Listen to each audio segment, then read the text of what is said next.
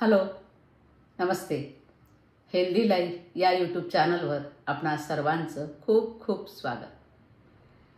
आणि या चॅनलवर तुम्ही आलाच आहात तर हे चॅनल जरूर सबस्क्राईब करा. आज आपण बोलणार आहोत स्त्रियांचा महत्त्वाचा विषय म्हणजे स्त्रियांना मासिक पाळीच्या आधी बऱ्याच वेळा खूप त्रास होतात. काहींचं अंग दुखतं, पोटात दुखतं, मूड स्विंग्स होतात. अशी बरेच लक्षणं आहेत. ती कोणती आहेत ते आपण पुढे बघूया. तर त्या त्रासाबद्दल त्याला प्री मेन्स्ट्रुअल टेन्शन असं म्हणतात किंवा प्री मेन्स्ट्रुअल सिंड्रोम असं सुद्धा म्हणतात.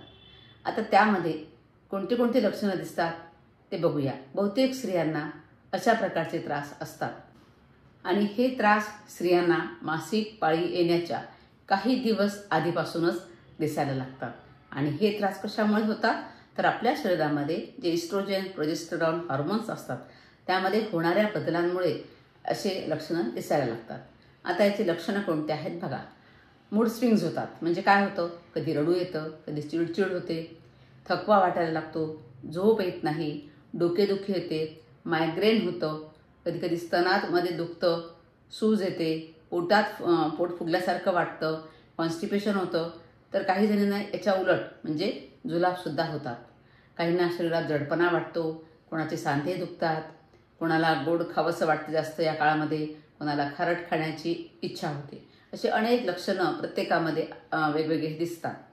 आता मग यावर उपाय काय आहेत? आता मॅनेजमेंट टिप्स आपण आज बघूया. सगळ्यात महत्त्वाचं म्हणजे डाएट काय घेणार तुम्ही. मीठ आणि साखर कमी करा. कॅफीन आणि जास्त तेलकट पदार्थ टाळले पाहिजेत. हळद, आलं, ओट्स, हिरव्या भाज्या, डाळी यांचा समावेश तुमच्या आहारामध्ये करा.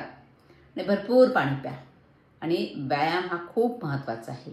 योगाभ्याससुद्धा महत्त्वाचा आहे. रोज किमान 30 मिनिट हलका व्यायाम करा किंवा वॉकिंग तरी करा. आणि योगासनं करत असाल त्यामध्ये भुजंगासन करा, बालासन करा, सुप्तबद्ध कोणासन करा. ही महत्त्वाची आसनं या त्रासासाठी आहेत.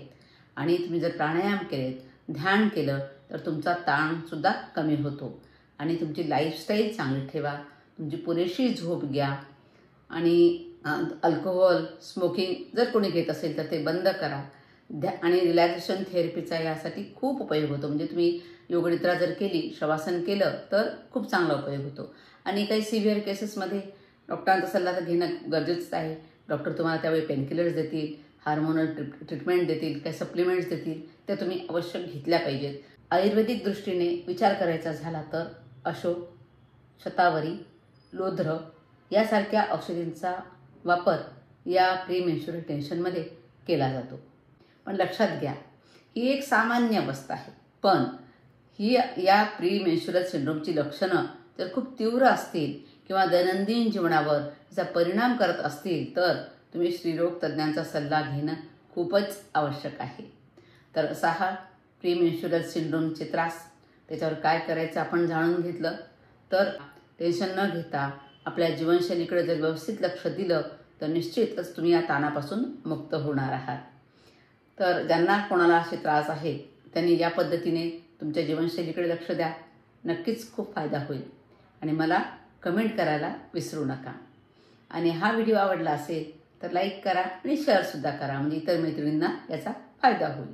धन्यवाद.